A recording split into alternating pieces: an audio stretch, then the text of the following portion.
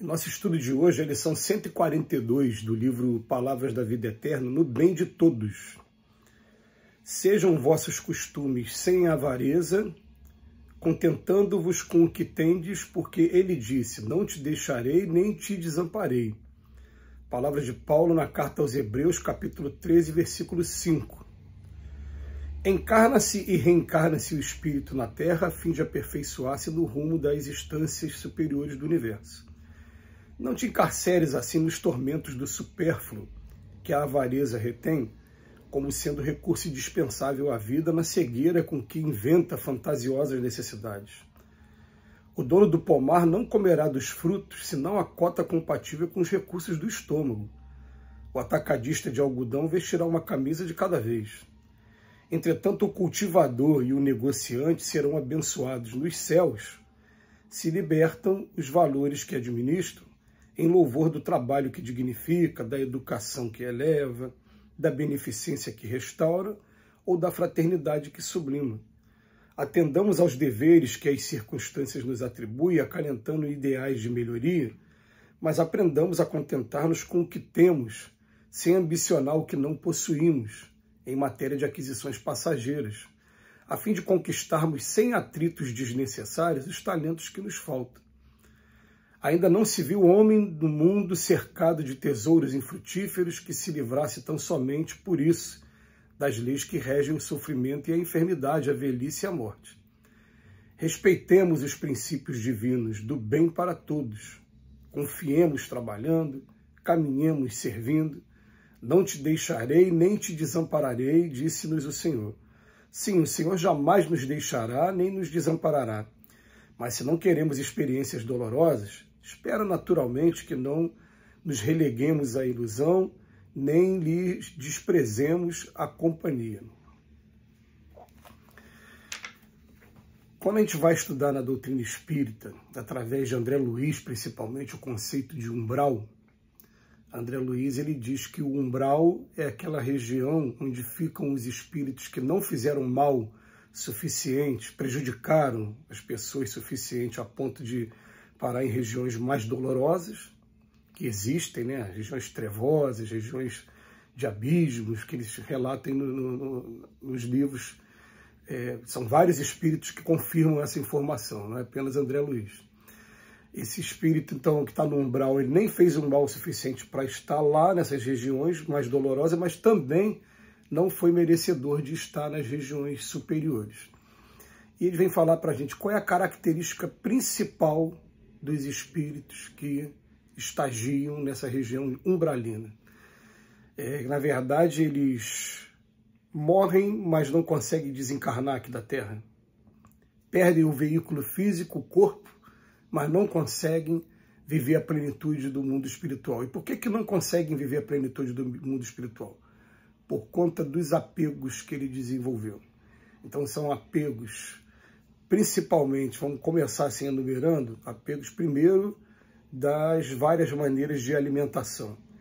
Tem espíritos que ainda precisam da alimentação das drogas, tanto lícitas como ilícitas. Então a pessoa já desencarnou, ou melhor, morreu, né, o corpo físico, mas ele, espírito, continua apegado e sofrendo crises de abstinências, porque queria muito sentir o cigarro, o álcool, as drogas ilícitas. E a gente vai aqui pedir permissão para estender esse rol aqui, ó.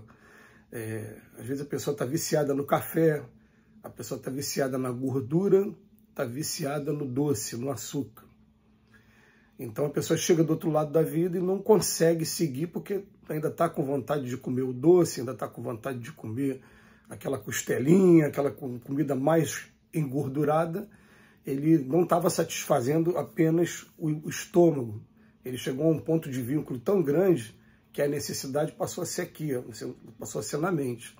E é uma coisa para a gente refletir profundamente, porque o corpo fica, a mente eu levo. Então o que eu estou levando de apego para minha mente vai me seguir quando eu for para além do túmulo. E eu vou estar ainda com essa vontade toda, né, tendo que fazer tratamentos para poder está desapegando desses costumes que atrapalham, que atrasam, que seguram cada um de nós na retaguarda. Então o Emmanuel, mais uma vez, ele vem aproveitar, ele usa uma frase que é a frase perfeita, fala: não te encarceres. Encarcerar, todo mundo sabe o que é encarcerar, e ninguém deseja ficar encarcerado. Tem os nossos companheiros que estão encarcerados compulsoriamente porque estão cumprindo pena. Tem cárceres que são terríveis, né?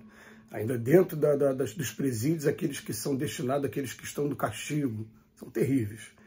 Mas ele bota aqui, ó: não te encarceres assim nos tormentos do supérfluo, que a avareza retém como sendo recurso indispensável à vida, na cegueira com que a gente inventa fantasiosas necessidades. Eu falei mais desse lado da alimentação, mas tem um também que a pessoa que está vivendo a avareza, o corpo morre, mas ela continua vivendo ainda a carne, não querendo largar os bens dela, o patrimônio dela, e é muito comum para quem não tem essa experiência, nas reuniões em que se conversa com os espíritos falam: não, a casa é minha, quem construiu foi eu não vou sair daqui, tem invasores na minha casa. E a pessoa fica presa ali, aquele patrimônio, ela vai até falar: não, eu construí com o suor do meu trabalho, eu construí para os meus descendentes, e agora está vindo essas pessoas estranhas aqui, estão tomando minha casa, o que está acontecendo?